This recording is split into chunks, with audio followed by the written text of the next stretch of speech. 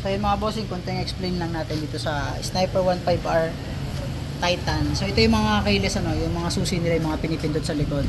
So ito galing to sa Sniper 155 standard. So sa lahat magpapalit ng undernet, plug and play po yan lahat kahit sa standard at saka sa hindi standard ano, sa mga 155. So same lang silang lagayan kung mapasin niyo.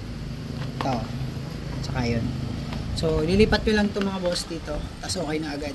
So sa lahat ng magpapalit ng undernet, same lang sila ano, standard saka 155R. Ang naiba lang sa kanila itong may lagayan ng susi, iba yung butas nito. Syempre standard yun, ito naman keyless. So medyo square type yung sa keyless, tapos yung sa standard naman bilog lang na isa, ano?